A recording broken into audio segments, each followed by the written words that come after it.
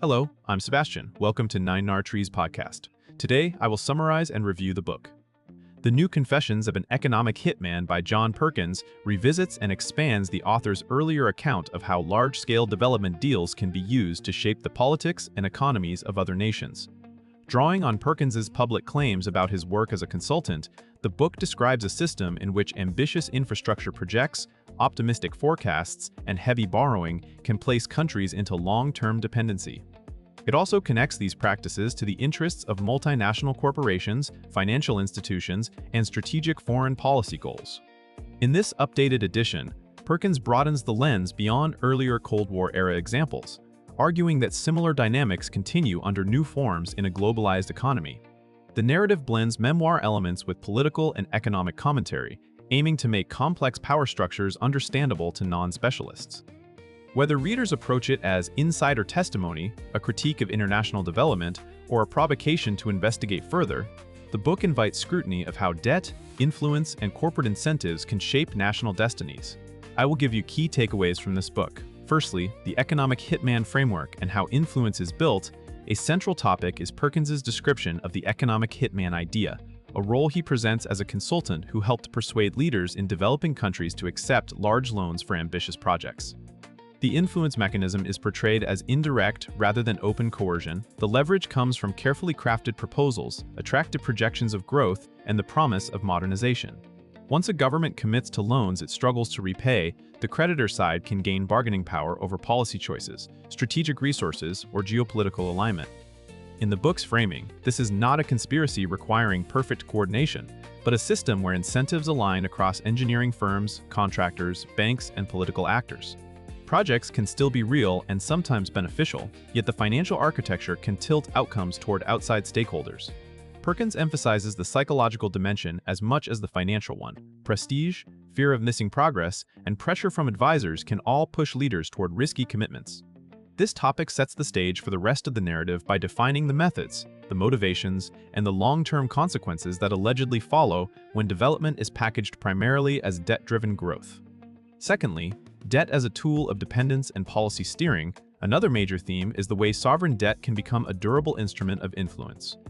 Perkins argues that when countries take on large external obligations, repayment priorities can crowd out domestic needs and limit political freedom. In this view, debt is not merely a financial outcome, but a strategic lever that can steer policy, privatization decisions, and international voting behavior. The book highlights how contract structures, interest, and currency risk can magnify the burden, especially when growth projections miss their targets. Even when infrastructure is built, benefits may be unevenly distributed, with elites and foreign contractors gaining more than average citizens. Perkins also links debt stress to austerity measures, social unrest, and a reduced capacity to invest in health, education, and local enterprise.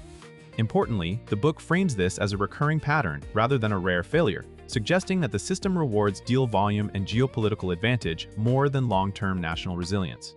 Readers are encouraged to consider how loan negotiations, consultancy reports, and development narratives can mask asymmetric risk, leaving the borrower exposed while lenders and contractors are protected through guarantees and political support.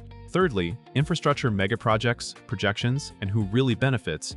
Perkins spends substantial attention on the development playbook centered on big infrastructure, dams, power plants, highways, ports, and urban modernization. These projects carry powerful symbolism and can deliver real capacity, but the book questions the assumptions behind them and the distribution of gains. A key focus is the role of forecasting, particularly optimistic demand estimates and GDP growth scenarios that can justify oversized borrowing. When projections are inflated, the resulting project may be underutilized, while the debt remains fully real.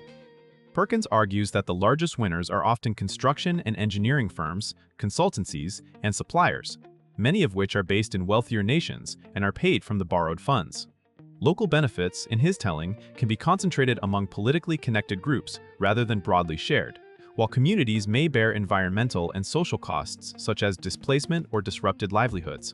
The topic also raises practical questions about alternative development paths, smaller, distributed investments, local capacity building, and projects chosen for social return rather than headline size. Even readers who dispute the author's conclusions may find value in the caution about incentives that favor scale and speed over long-term suitability. Fourthly, geopolitics, corporate power, and the modernized system. The updated framing explores how economic influence operates in a world shaped by globalization, privatization, and complex supply chains. Perkins connects development finance to geopolitical goals, suggesting that economic arrangements can secure access to resources, military cooperation, or diplomatic alignment without overt intervention. Corporate power is depicted as operating alongside states rather than replacing them, with public institutions, private contractors, and international lenders reinforcing each other through shared interests.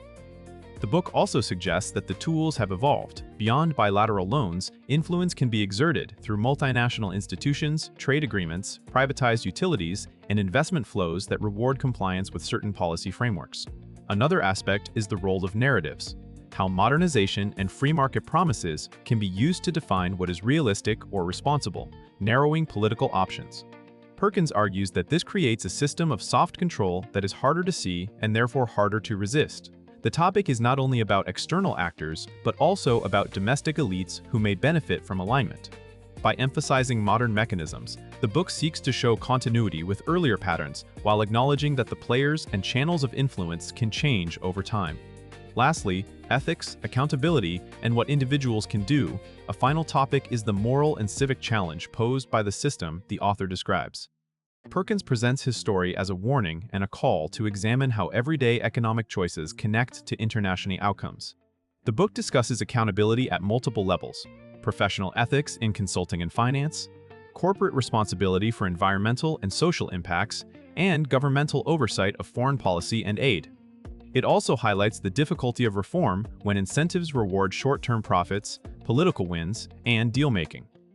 Rather than limiting responsibility to distant institutions, the narrative often points to citizens, consumers, and investors as participants in a broader economic ecosystem.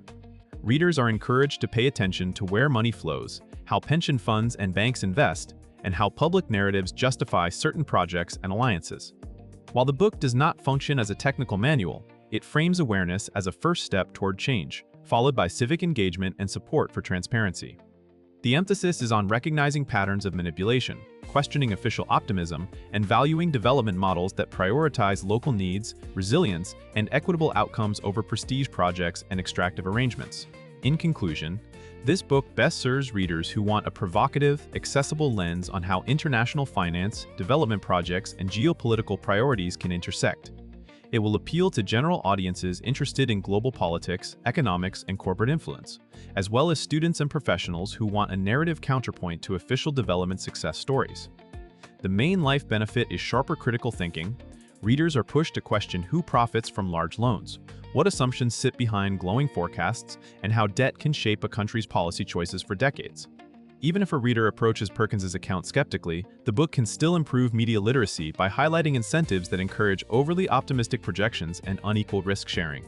Compared with many books on development and foreign policy that rely on abstract theory, this one is written to be memorable and personal, using an insider style to keep attention on real-world mechanisms like contracts, consultants, and project pipelines.